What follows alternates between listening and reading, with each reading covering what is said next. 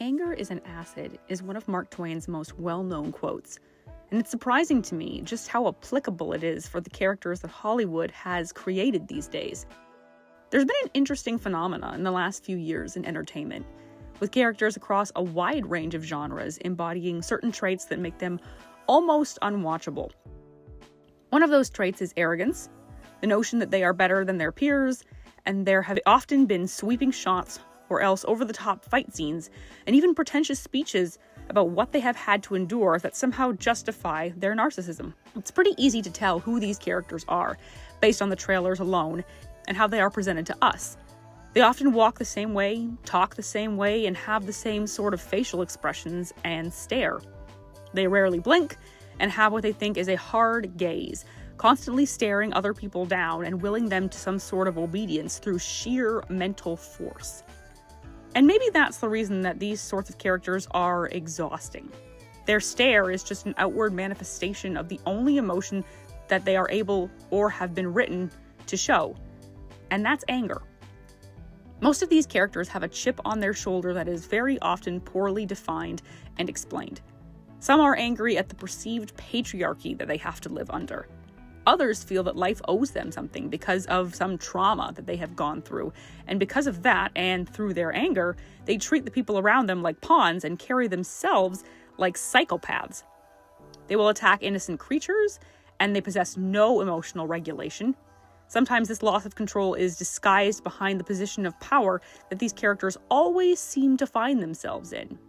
Whether they are superheroes, fantasy creatures, science fiction characters, or else reimaginings of popular heroes from years earlier, these characters are always defined by the same acidic, corrosive anger that Mark Twain talked about.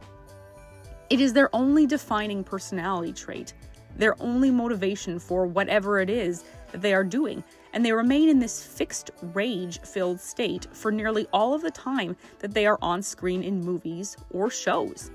The anger keeps them in place, it prevents them from changing, they don't feel anything else other than pure simmering rage, and as a viewer, that's exhausting, especially if it's being done constantly. I'm not saying that characters can't or shouldn't feel anger for certain situations or at other characters when it's justified, but there are several reasons why constantly angry characters don't make for good plots and should really just go away entirely. The first is that anger is consuming. And for many of these characters, Disney or otherwise, it is the only thing that they feel, the only thing that they think about, and the only thing that they act on. They do not operate outside of a cold, calculated anger or an all-encompassing rage that also dips its fingers into narcissism and sociopathy. This anger informs all of their choices and causes them to become cruel people. It's always justified behind things like trauma or perceived injustices. It essentially takes them over entirely and holds them in a tight grip until the movie or the show ends. It's incredibly tiring because it doesn't leave room for the character to feel anything else or really act in any other way. I recently got through watching Kpop Demon Hunters, which, by the way, is one of the best movies of the year so far and deserves all the praise that it's been getting. But one of the things that struck me about all of the characters, particularly Rumi, is just how not angry that they are. Rumi is someone who has suffered a great deal in her life, from losing her maternal figure to hiding who she is due to fear and shame that she'll be ostracized for it. No one would blame her if she wanted to burn down the whole world. But she never does. Throughout the movie, Rumi feels a whole host of emotions. She's charming, she's funny, determined, ambitious, nervous, afraid, ashamed, even vulnerable. She experiences the wide range of emotions and feelings that most humans do, and that we have been deprived of seeing on screen lately. Though she does experience moments of anger throughout the movie, particularly with the competition with the Saja boys, it doesn't consume her. In fact, she feels it very briefly before it becomes determination to hone her craft and become something better than her competition, in a non-toxic way, of course. It doesn't define her or stifle her other emotions, so it's not the only thing she feels. It's a tool for her to drive her to more healthy feelings. It's not something that she dwells on for long, even at the end of the film during her confrontation with Celine for the many ways in which the woman failed her. Rumi's anger exists only for moments throughout the film, and in fact, the movie shows anger to be a detrimental thing.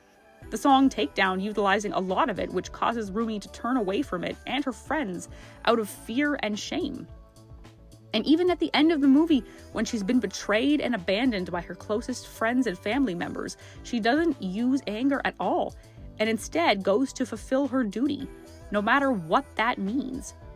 It's incredibly refreshing to see characters like this who aren't taken over entirely by the negative aspects of anger and who don't use it to hurt others or to mock them.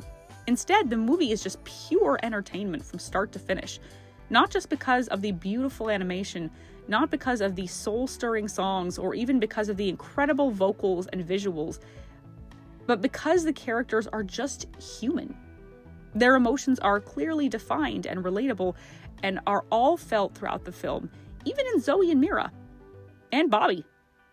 Anger in characters or in any story is normal and perfectly acceptable, but when it utterly consumes a character until they feel or exhibit nothing else but their rage, especially when it is ill-defined and unwarranted, it saps the legitimacy the character has, making them forgettable, or even worse, mockable. And speaking of sapping things away, anger is also a very grounding emotion. And what I mean by that is that there's barriers to it. Stories these days that might have wonder or imagination or even simply romance can be stymied by a character's anger.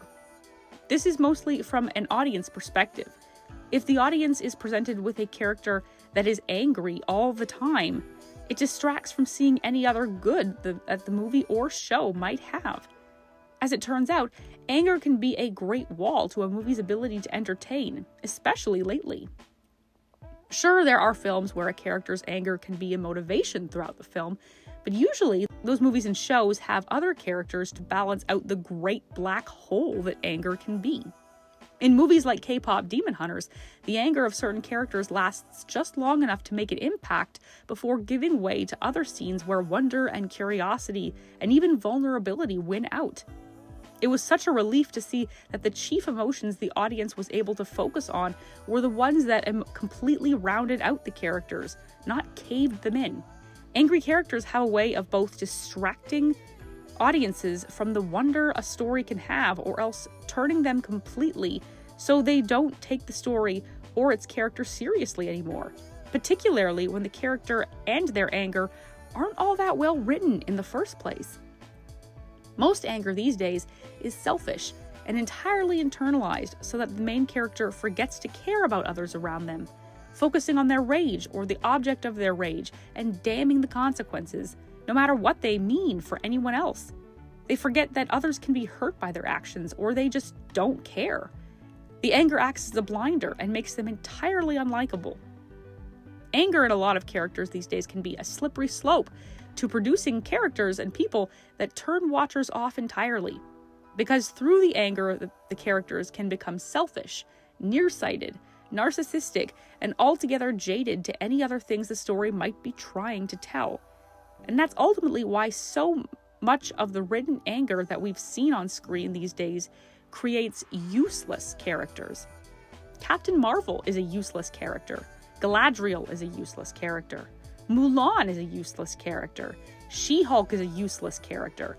Ironheart is a useless character. Rey is a useless character. Reva is a useless character. May and Osha are useless characters, and on and on and on. Their anger twists them, makes them unable to experience joy outside of a superficial sense of self-congratulation, and limits them completely from any sort of meaningful story. And the story itself suffers as a result of it. It makes the characters one-dimensional, unoriginal, and unlikable. They do not feel anything other than rage, and as a result, all end up looking the same, and we all dislike them for it. They become forgettable, a waste of time and storytelling, and money that could have been used to create a good plot and good characters.